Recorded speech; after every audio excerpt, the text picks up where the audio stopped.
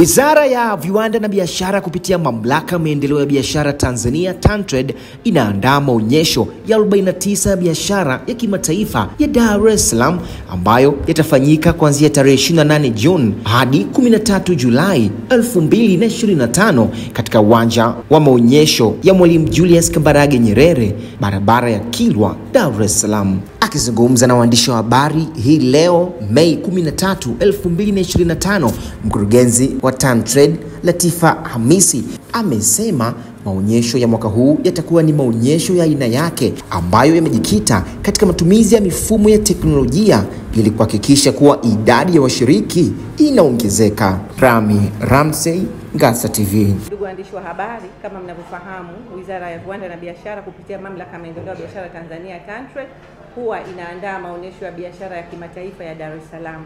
Hayo ni maonyesho makubwa kwa hapa nchini kwetu. Mwaka huu maonyesho haya yatakuwa ni ya 49. Maonyesho 49 kutokana na umri wake. Kwa hiyo ni fahari kubwa sana kutimiza miaka 49 ya maonyesho yetu. Na maonyesho hayo huwa yanafanyika kuanzia tarehe 28 Juni hadi tarehe 13 Julai mwaka huu katika viwanja maarufu vinaitwa Sabasaba, lakini jina la viwanja vinavyofanyika ni viwanja Mwalimu Julius Kambarage Nyerere. Kauli mbiu ya maonyesho yetu ya mwaka huu, kwa kuwa ni maonyesho yametimiza umri wake huo, ni maonyesho ya biashara ya kimataifa Sabasaba, fahari ya Tanzania. Kiingereza tunasema Dar es Salaam International Trade Fair Sabasaba, the pride of Tanzania. Kwa hiyo mtaona kwamba hiyo kauli mbiu kwa nini tumeiweka hiyo, na kutokana na fahari ya maonyesho haya.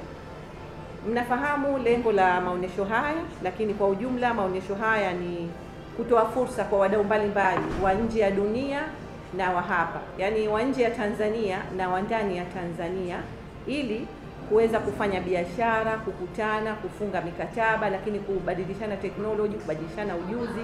Pia maonyesho haya yamekuwa ni nafasi kubwa kwa wanafunzi wetu mbalimbali wa Tanzania wanaosoma katika vyuo vikuu mbalimbali. Wanatumia maonyesho haya ni kama eneo la kujifunza, lakini la kufanya field pamoja na kupata kujua masuala mbalimbali na kufanya research pia. Kwa hiyo maonyesho yetu yamekuwa yana fursa nyingi.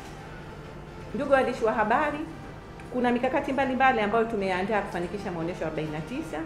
Miongoni mwa mikakati hiyo ni ukarabati wa majengo na miundombinu. Kama mnafahamu, kila mwaka sasa, mwaka wa 3 mfululizo, tumekuwa tunaandaa mikakati mbalimbali ya kuimarisha majengo na kutengeneza. Kutakuwa kuna mwongozo wa ujenzi wa maeneo ya wazi, mock-up. Nafikiri kuanzia mwaka jana mmeshuhudia tulivyo beautify maonyesho yetu. Maonyesho yamekuwa mazuri kutokana na mwongozo wa mock-up. Hatukutaka kila mtu aje tu anajenga, anagonga mabati, anagonga mambao, anaweka. Tumeweka mwongozo maalum, watu waje na mock-up design, na zile mock-up zimependezesha. Zile ndio standard za kimataifa, kuweka mock-up maalum. Kwa hiyo wanashare mock-up zao na sisi tunaziona, tunashauriana. Kuna mikakati ya huduma za maji na umeme kwa kushirikiana na TANESCO na DAWASA, tunaendelea kuratibu. Kuna mikakati ya masuala ya afya na usafi, tunafanya kazi na mganga mkuu wa Temeke, hospitali ya Muhimbili, masuala ya usafi pia tunashirikiana kwa ajili ya kuimarisha afya pamoja na emergency zozote ambazo zitaweza kutokea. Tuna masuala ya kuongeza washiriki na watembeaji. Mkakati huu ni muhimu sana kwetu sisi kama Mamlaka ya Maendeleo ya Biashara Tanzania, ni mkakati muhimu sana. Huu mkakati unasaidia sisi kuongeza mapato. Kama mnavyofahamu, tunatoza viingilio mbalimbali. Kwa hiyo kila watu wakija kwetu sisi ni income, na ni moja kati ya source of income ya taasisi yetu ambayo inasaidia kujiendesha kwa mwaka mzima.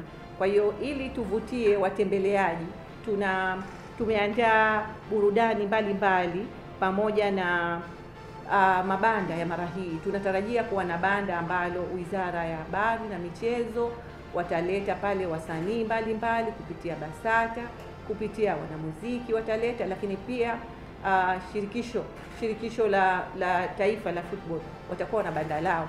Kwa hiyo na wao hilo banda litaweza kuvutia. Watakuwa na program mbalimbali ambazo wataweza kuzitangaza. Kwa hiyo hiyo ni muhimu, lakini na sisi kuongeza matangazo tutaweza kuvutia washiriki mbalimbali wa kuja kutembelea maonyesho yetu. Kwa upande wa wizara na taasisi za umma, tayari wizara mbalimbali zimeshathibitisha ushiriki wao. Baada ya taarifa hii nitaweza kutaja baadhi ya wizara ambazo tayari zimeshathibitisha, lakini pia upande wa mikoa na halmashauri tayari zimeshathibitisha, ikiongozwa na mkoa wa Dar es Salaam ambao ndio mkoa ambao maarufu na mkoa mkuu tunasema, kwa sababu ya kuwa wao wamethibitisha pamoja na halmashauri zake. Mkoa wa Manyara nao umeshathibitisha. Kwa hiyo tayari tumeendelea kupokea uthibitisho wa wizara, taasisi na mikoa mbalimbali. Kwa mwaka huu mabanda maalum ya bidhaa kutoka nje ya nchi ni kama yanavyoeleweka. Kuna banda la Karume, mnalifahamu, banda la Kilimanjaro, banda la Sabasaba. Kuna makumbi mapya yale ambayo ya majina ya marais wastaafu ambao mwaka jana yaliimarishwa yale. Kuna banda la Mheshimiwa Jakaya Mrisho Kikwete, hayati Benjamin William Mkapa, marais wastaafu, na hayati Ali Hassan Mwinyi. Hayo yatatumika kama ni ya washiriki kutoka nje ya nchi, na tumeyatenga kwa ajili ya kuongeza mapato ya kigeni. Kama mnavyofahamu, Sabasaba ni eneo moja linalotoa mchango mkubwa wa fedha za kigeni hapa nchini, kwa sababu washiriki wa nje wanalipia kwa fedha za kigeni.